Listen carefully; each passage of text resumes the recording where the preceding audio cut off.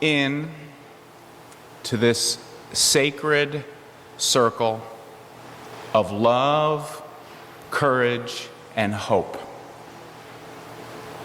At this sacred time, may we now mindfully and joyfully enter into a celebration of the life of Kathleen Sheeder Bonanno.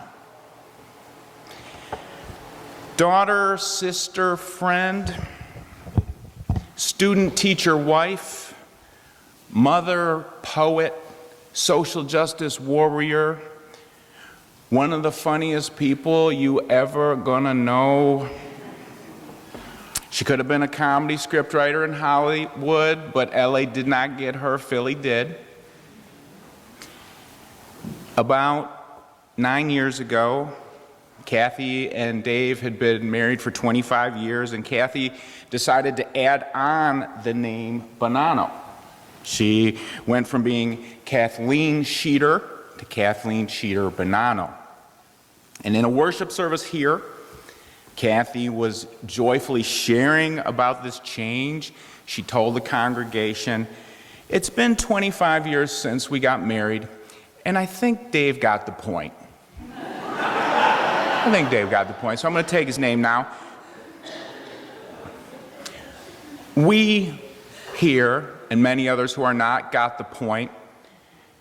We got the point that having Kathy in our lives blessed us deeply with laughter and tears, courage and beauty.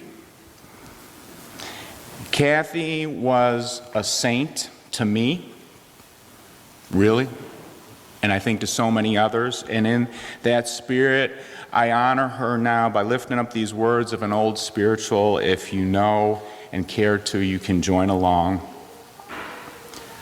For all the saints who from their labors rest, who thee by faith before the world confessed, thy name most holy be forever blessed. Alleluia,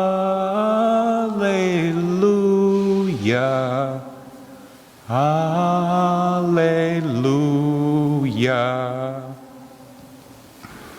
May this be a glorious day of singing from our hearts, hallelujah.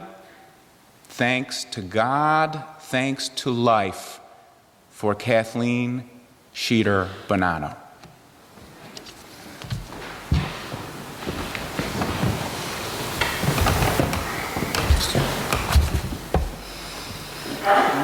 Thank you all for coming today. I'm Dave, you might guess. I have some housekeeping things first. The first 300 orders of service have a Kathy Sheeder baseball card in them. And these are courtesy of Faith Paulson, and they are sure to become collector's items. Also, there are 6 different versions of the card, so you can trade them, which, you know, if you're, that's what 10-year-olds did 50 years ago, and I don't know what they do now with them. Second, there's a raffle ticket in with your order of service. And raffles were always a big part of Muse House, and so we're continuing that in thinking of Kathy. And I'm not sure if there are other door prizes, but the main raffle winner gets the spectacular basket that Teresa Leo put together. And there's always a part for a husband when you're putting together a basket, and it's hold this. And I've put together many baskets for Kathy, so I know this. Yeah. So Kyle Keenan needed to do this for these baskets. The poems that are going to be read during the program are from Kathy's manuscript, Heaven, which is based on the premise that heaven is like a resort in the Poconos. And some of them are, heartbreaking, and some of them are very funny, and you'll see. I've tried to place time limits on the speakers because we have so many different speakers, and I didn't get a lot of respect for this idea. I was trying to get a like an old-fashioned hourglass, and I couldn't find one. So the speakers are on their own, but I expect all of us to be watching them, because especially people like myself over 65, these wooden benches really start to hurt after about an hour. I'm just, because I'm still kind of in shock, and I'll start crying, and you don't want to see too much of that, or you're going to see plenty of that today. I'm just going to list some of the things that Kathy has done since I've known her, since 1979. She came to the American Poetry Review in 1979 from the English department at Temple at the recommendation of Henry Braun. She quickly became an assistant editor, an associate editor, and then an editor. She worked with authors such as Margaret Atwood. In 1982, she left APR and had a series of jobs and projects that included starting Sheeder's Candy and Coffee at the Chestnut Hill Farmers Market, working with Carolyn Cavicchio and Sarah Steele in Mount Airy, creating a brochure entitled 50 Ways to Help Stop Nuclear War, working for the UU Peace Network, working on the Ribbon, which was a nuclear disarmament project that involved wrapping the Pentagon with 27,000 handmade panels. There's a photograph of the panel that Kathy made somewhere upstairs, I think. She coordinated the Sane Peace Award in 1989, which was the year that Jesse Jackson won. In 1986, we adopted Louis and Lady from Chile.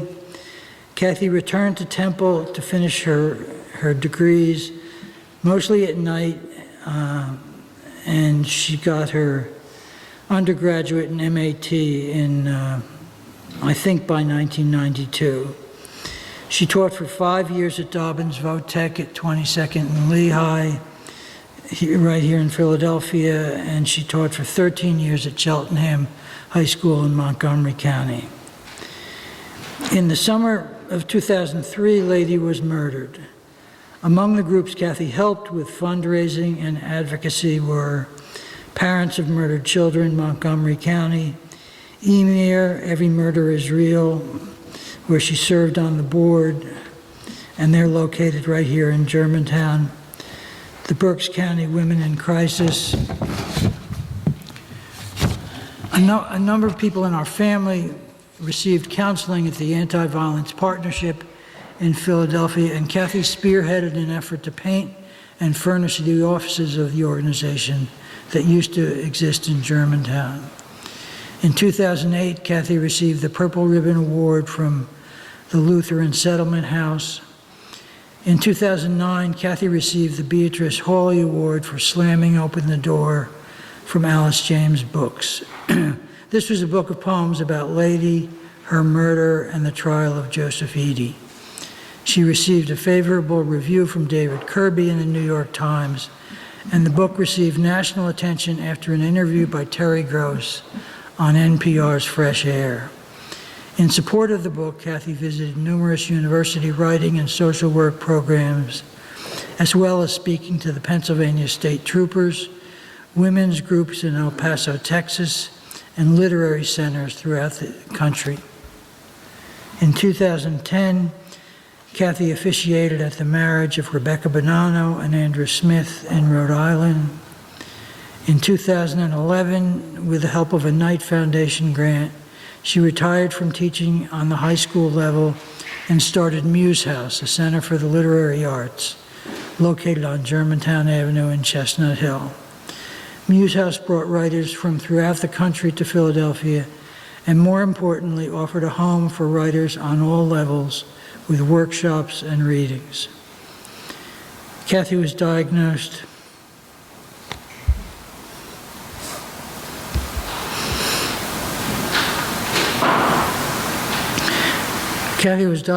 with metastatic breast cancer in the fall of 2013, but Muse House continued under Kathy's direction until the spring of 2016.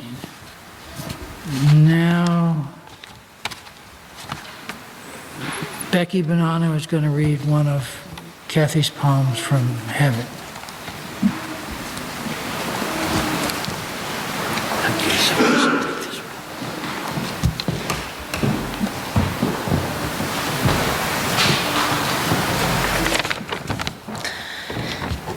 Hi everyone, I'm Rebecca Bonanno. The family knows me as Becky. I'm Dave and Kathy's niece, and I'm going to read you one of Kathy's poems called Tap Tap. Tap tap. My door opens, and there she stands. My daughter, my own. Lady, homicide strangulation 2003. 21 years old, deep eyes, lush hair. She holds the string to a foil balloon that says, "World's #1 mom." I reach out to her, laughing.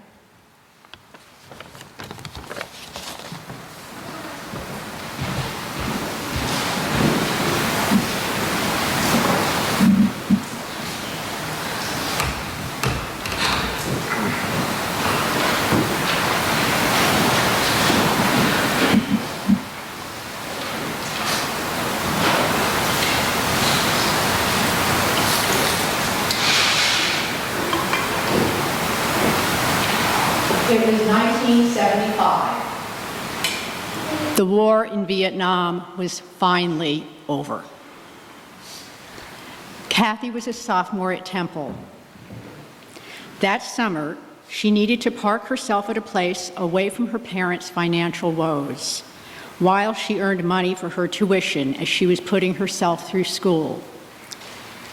Ever the resourceful one, Kathy found a resort in the Catskills where she would be paid to manage the dining rooms and receive free room and board. It was 1975. Bruce Springsteen released Born to Run. I was a freshman at Boston University. That summer, I needed to park myself at a place away from my family and away from my scary boyfriend. Ever the resourceful one, I found a resort in the Catskills where I would be paid to serve breakfast and dinner to screaming children and their beleaguered parents. Golden Acres Farm.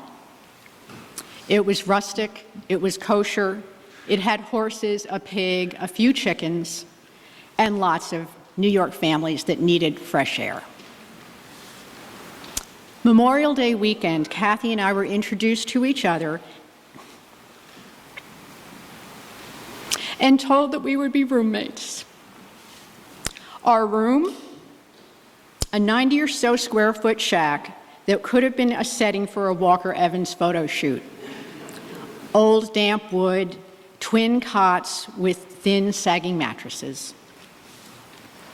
When I was not slinging brisket and Kathy was not reseating families willy-nilly, trying to accommodate everybody's preferences, further from the blowing fans, closer to newfound friends, we sat at the bar, drinking tequila sunrises and smoking Newport Lights.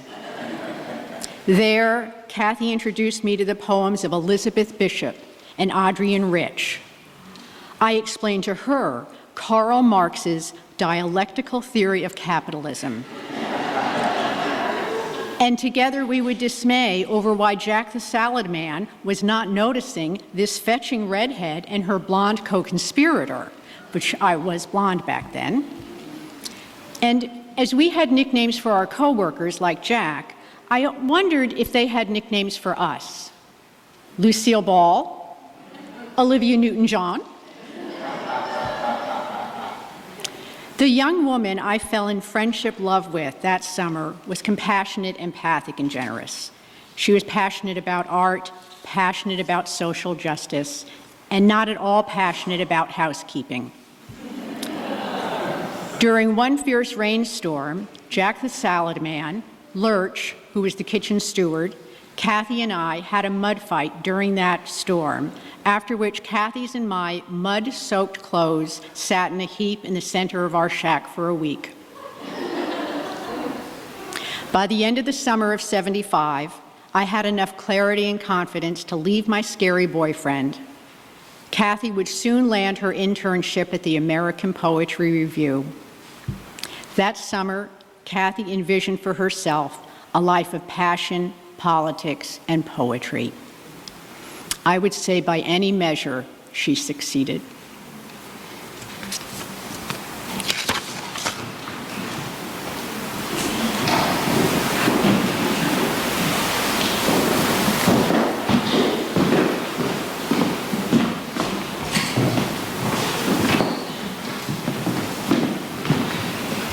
This is for our girl, Kat. We miss her so much. And if you know the words to this song, it does say the chorus, but you can just sing along the whole song.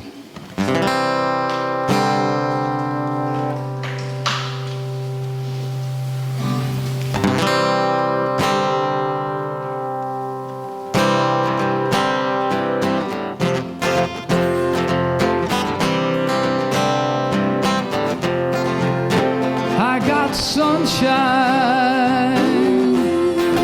on a cloudy day. When it's cold outside, I've got the month of May.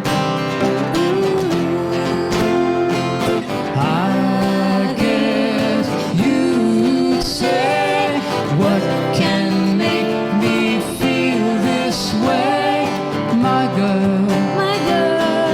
Yeah, talking about my girl. I got so much honey, the bees envy me. I got a sweeter song, baby, than the birds in the trees. Yeah, I guess you'd say, what can make me feel this way, my girl? Talking about my girl. I don't need no money, fortune, or fame. I got all the riches, baby, that one man can claim. I guess you'd say, what can make me feel this way, my girl? Yeah, I'm talking about my girl, my girl. Woo!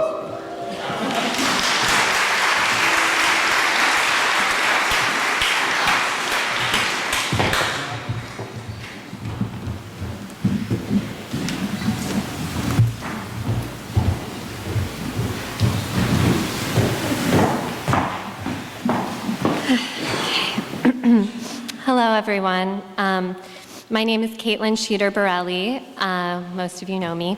And Kathy was my aunt, my godmother, actually, and she took that title seriously. It translated into her being really like a second mother to me. It feels impossible to express the impact Aunt Kathy has had on my life and so many others. I'm sure most of you here can relate.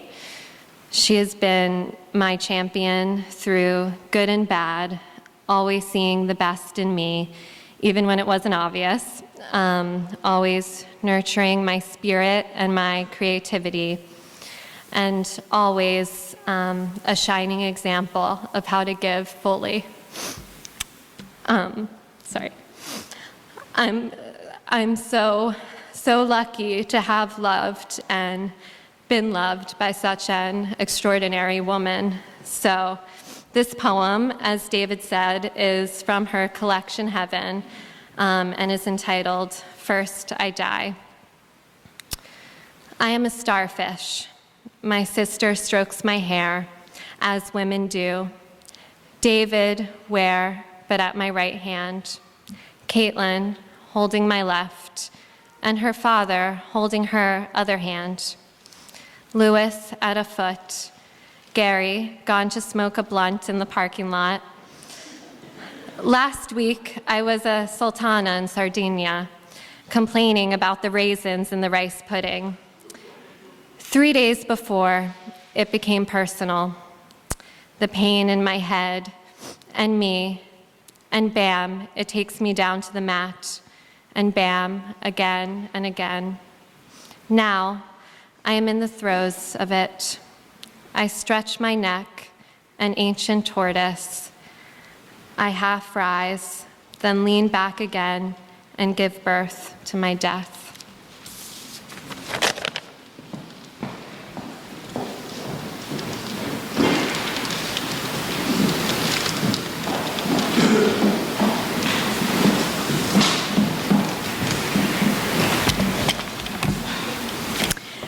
I'm Debbie Ward, and I first met Kathy here at the Unitarian Society of Germantown.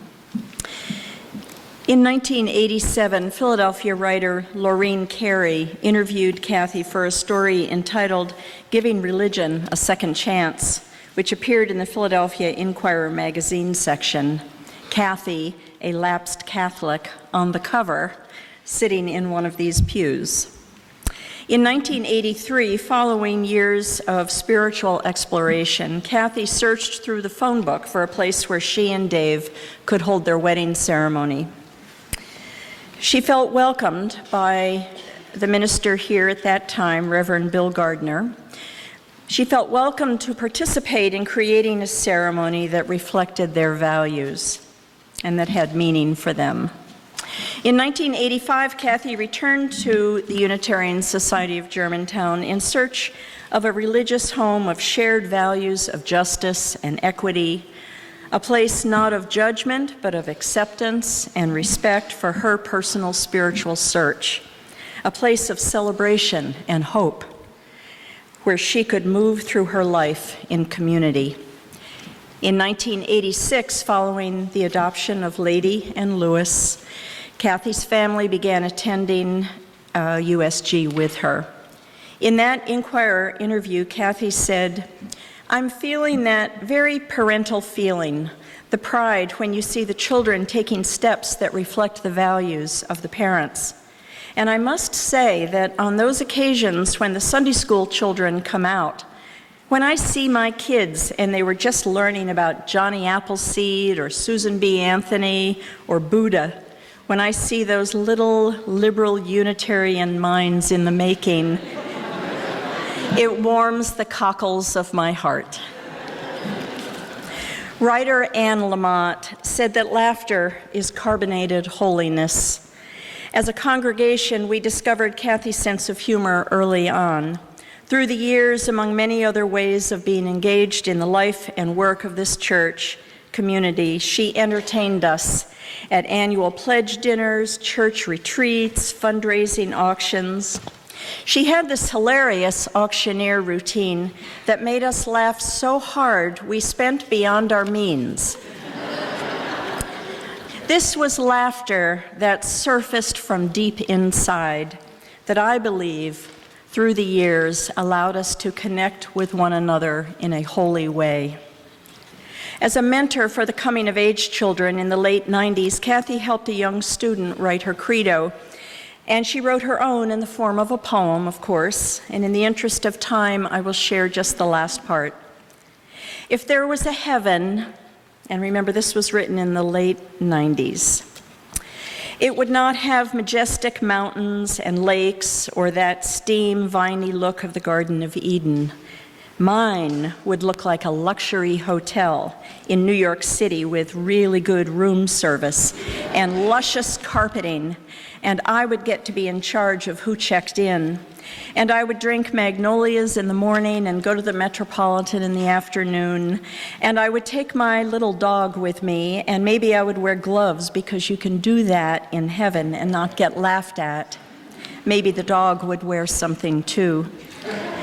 And in heaven, in the hallway, I would turn to the guest next door who had hurt me horribly once, and I would reach out my large, long, flowery, magnanimous arms with my boxy pocketbook swinging on my wrist, and I would forgive him finally. And then he would turn to someone from the room next to his, and then she would turn to someone, and then heaven would resound with the music of doors flung open and loud forgetting and holy laughing. In 2003, our community was devastated to learn of Lady's death. We felt powerless to ease the pain, our own, but especially the pain of the family we loved. In their time of loss, Kathy and Dave gave this congregation a gift. They let us in. They allowed us to love and care for them, to experience the spirituality of shared grieving, of bearing some of the weight together. This house of worship is where Kathy and Dave were married, where their children were welcomed and nurtured, where Lady was mourned, where Louis was married, where Kathy and Dave renewed their vows, and where we celebrate Kathy's life today. Our spiritual community has been blessed and forever changed by Kathy's light, by her huge, wise heart, by the deep, holy laughter she released in us, and by her reminder that we need each other to mourn and to celebrate life.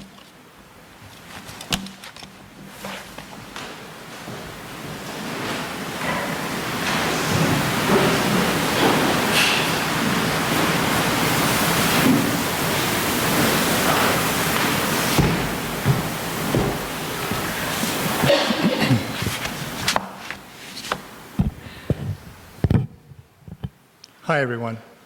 I'm Rick Topper. Kathy used to attend Jane Austen dress-up parties. It was one of the many things I'd tease her about. It didn't make sense. It wasn't cool. What did you do once you got there, I'd ask her. Pretend you're Emma? Then what? She never lowered herself to respond, just gave me a look. Topper had said, "You're a Yahoo.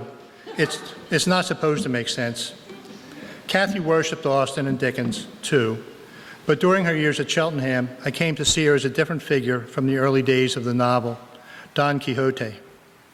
Kathy had implacable enemies in her classroom: spreadsheets, email, digital grade books, anything that bore the name Google or Microsoft. Morning after morning, I'd walk by room 106, and there she'd be facing off with the computer at her desk, tilting at Windows. She wouldn't even look directly at it. She sat sideways, kind of on guard, stabbing at the keyboard, resolutely analog in a world gone digital, defiantly human in a world of ones and zeros. She had problems grading papers, too. "Toppy," she said, "they're piling up on my dining room table, inches of them." "Kathy," I'd say, "don't worry, just do 10 a day. Pretty soon the piles will disappear." There was that look again. Maybe it was the number I chose, 10, those binary ones and zeros, that put her off. But Kathy didn't want a solution. She was making a larger argument. Numbers aren't the point. The equation doesn't always balance. There are no neat solutions to this problem of being human. Nothing adds up, Topper, nor should it. I was Kathy's department chair, so these duels with her grade book and her daily defeat at the hands of her students' essays might well have concerned me. But then I'd slip into her classroom to catch a discussion on Kurt Vonnegut or Scott Fitzgerald or Mary Oliver. I couldn't find a seat because her desks were arranged in this big, ridiculous circle. So I'd sit at her desk and watch. Some teachers teach literature from the outside, as it were, ticking off bullet points of meaning for their students. Kathy taught from the inside. You sat next to the author. You became the author in full collaboration with teacher, student, and text. Watching Kathy teach was watching a human being at her best. Open, unpredictable, messy, magnificent. It didn't add up, it just worked. And her students responded. Under her care, in that big circle of desks, that zero, they became one. I won't talk about that dark July day she called me, 6 in the morning, with her terrifying news. Topper, something awful has happened. But I will mention her gentle, luminous return to teaching a year or so later, when she brought to mind another character, Oedipus. Everyone, it seemed, wanted to be near this woman who had emerged, scarred and radiant from the crucible, whose very presence was a sanctification. Honor me, Oedipus says, for I come as one endowed with grace, and I bring advantage to this place. We did, and she did. But not for long. CHS couldn't keep Kathleen Sheeder Bonanno forever. It wasn't Microsoft or the student essays on transcendentalism that made final the break. No, she found another windmill to tilt at, possibly the most quixotic, unlikely venture in the history of startups, Muse House, a poetry company. Go figure. I'll leave you there, and in this gifted teacher and poet's honor, in this wackiest and best of friends honor, close with an excerpt from an Auden poem in memory of William Butler Yeats. Earth receive an honored guest, Butler Yeats is laid to rest. Let the Irish vessel lie emptied of its poetry. In the nightmare of the dark, all the dogs of Europe bark, and the living nations wait, each sequestered in its hate.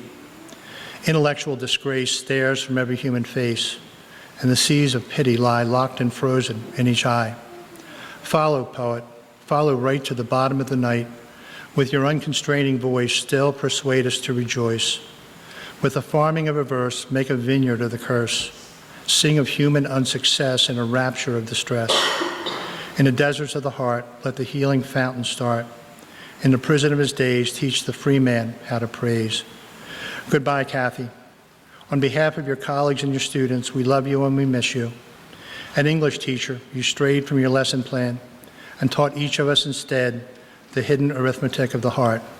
How cool is that?